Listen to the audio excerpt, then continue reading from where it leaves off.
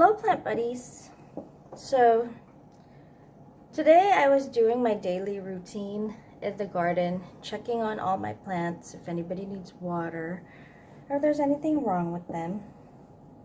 And I found something wrong with my echeveria imbricattas.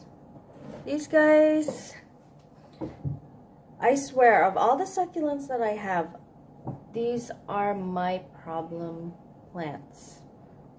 They always rot on me, guys. But, you know, it's bad news, but then at the same time it's good news because I have an opportunity to show you guys about what to do if your succulents happen to rot and what to look for. So this is a pot of echeveria imbricatta. I received them as cuttings from my best friend and I planted them, and believe it or not, this is the third time I have cut them and replanted them. And I know that I'm doing everything right, but for some reason they always tend to rot on me. I think they don't like too much of the heat and too much of the humidity. But I've managed to keep one alive before, at least a good year before it died on me. And that was the summer of about maybe a year and a half ago. But anyways, let me show you guys how to deal with rot. If you ever have rot in any of your echeverias or your other succulents, and what signs to look for. So she looks perfectly fine, right now, if you look at her. But don't ever forget to check your stems. If you can see down there, you see that black part? And over here, there's some blackening on the stem. And if you touch it, it's a little bit soft. It's not firm as, say, the top over here. That is a sign that your succulent is rotting. Now let me show you what to do with it. What we want to do, right there to that rot, what we want to do is we want to see what's going on in the stem and how far the rot has gone. So you're going to want to cut above that black part, that blackened soft part that actually wrinkled up a little bit. You're going to cut right above it up to where there's no black, and it's just, you guys can see that, right? And it's just healthy stem. So let me show you what happened. The succulent has started rotting.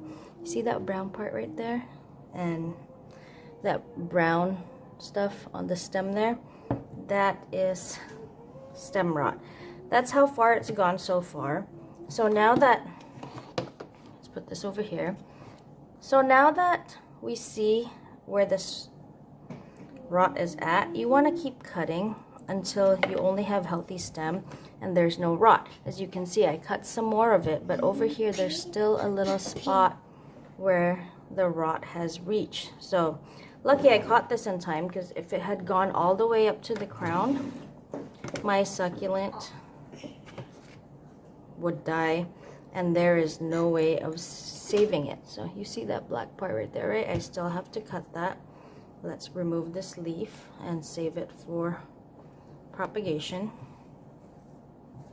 Now, why do I know that it's the heat? Most of the time this is a cause of overwatering, but I know I haven't overwatered because I barely water these guys, and they're just they just started rooting as cuttings because I saved them from previous rot. Now that is all healthy stem. That's all healthy stem left.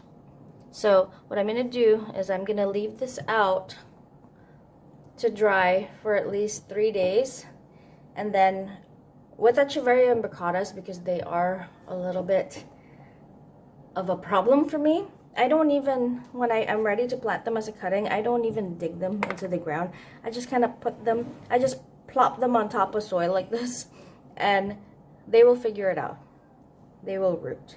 But that's how you save a succulent that has started rotting. Now, I'm going to take this out right here. I know there's nothing wrong with the soil because this is new soil. And like I said, this is the third time I've potted them and they just keep rotting on me. So obviously, I think it's a weather issue because it's just too humid right now and it's too hot for them. And that is an invitation for rot with your succulents. So even if they look like they're drying up, if they look okay and the soil is dry, maybe just give them a little bit of water or maybe not even any water. The best thing to do in circumstances like this is to provide them shade and just kind of leave them alone. I still haven't fully figured it out, but I just wanted to show you guys what rot looks like. Look, there's barely even any roots there, and the roots are not, I don't know what happened. Let's cut this stem up and see if it started from the roots. And the way we could see it is if we just cut there right below where the rot's at. You see that part right there, guys?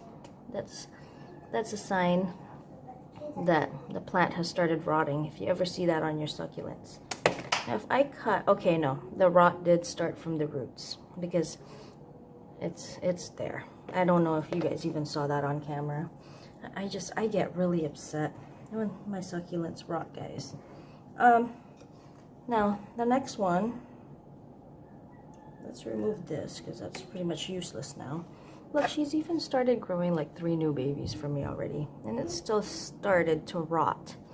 Now we're gonna cut that one. Like I said, that's the sign that you look for to know if your succulent is rotting. So I hope you guys can see this. I'm going to cut right above the rot. There you go. Oh, okay. Looks like I got to this one on time. You can have that leaf. Looks like I got to this one on time. You can see that the stem is clean. I'm going to leave that out for a few days to callus, and then, like I said, I'm just going to plop them on top of soil. I'm not even going to put the stem directly into the soil. That way it's just the roots that make it in there, and if something happens again, hopefully the stem doesn't get affected. Look how big she has gotten already. Starting to get compact because, you know, she's had some good sun exposure. And now I have to start over again. But the good news with succulents is you can make a mistake like this, and all you have to do is cut them up and restart, and they'll be okay. Okay, so if you look down here, we can see, let me just dig it out because I'm going to cut that off anyway. If you look down here, we can see that on that stem, rot has started. They had healthy roots. Somehow, rot still started. That's so annoying. Now, I know what my mistake here was. And this was a rookie mistake, and I should have known better. Because it's the same mistake that I've made in the beginning when I first started growing succulents. These guys were planted as cuttings in a huge pot, obviously. And I gave them too much water. So remember how I told you that when you plant cuttings and your roots are not established yet, it is not necessary to deep water your pots because there's just too much soil. I think I gave them a little bit too much. There wasn't enough roots in there to absorb the amount of water that I gave, that the soil stayed damp too long. And that is what caused rot.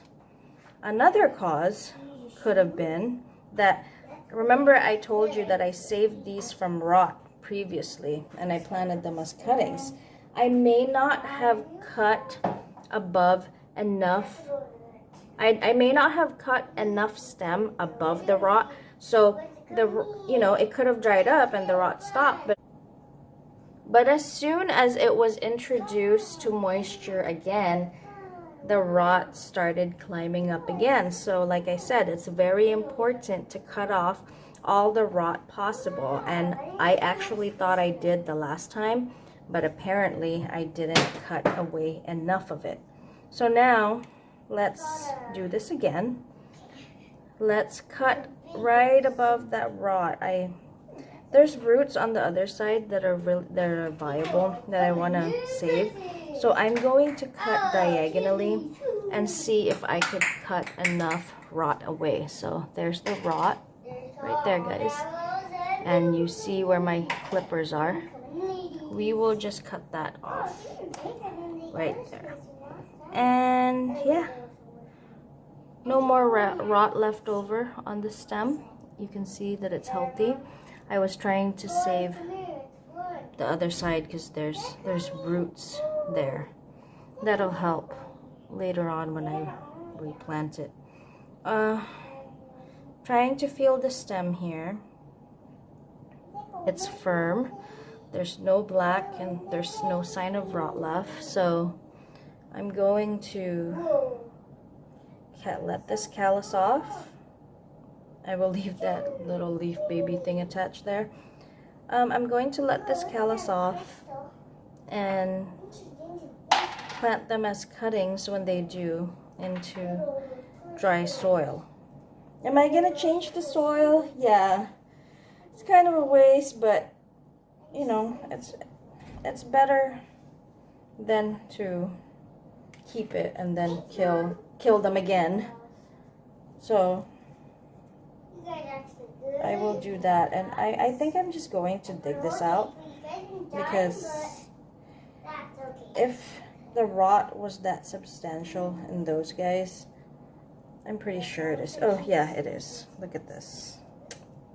The rot started, oh my god, the rot started on both sides. So look at all that black mushy stem right there, and all that black mushy stem right there.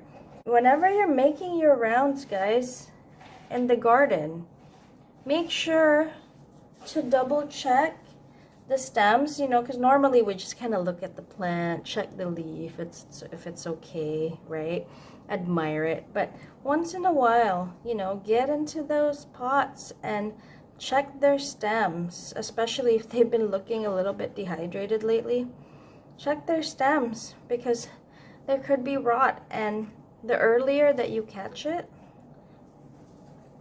the better of a chance that you'll be able to cut away the rot and save your succulents.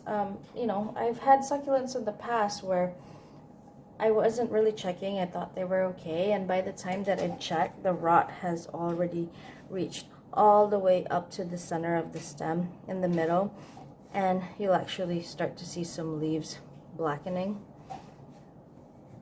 By that time, it's too late. And with this one, I did not see it right away because the stems were kind of long and the leaves were up top. So I didn't have any leaves rotting from the bottom, indicating that there was some rot happening. So I didn't catch it right away.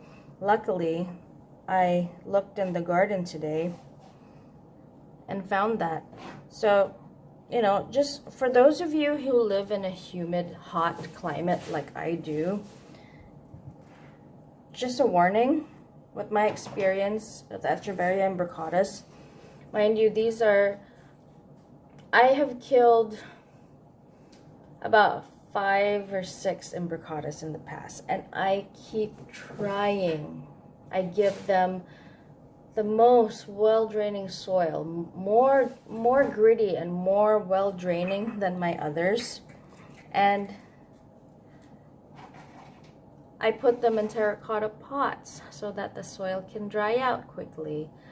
I don't put them directly in the sun. I put them under the shade cloth so they don't have to get so hot and deal with that much heat and the humidity, because they are prone to rot. But guys, these things do not like us. They don't like our weather.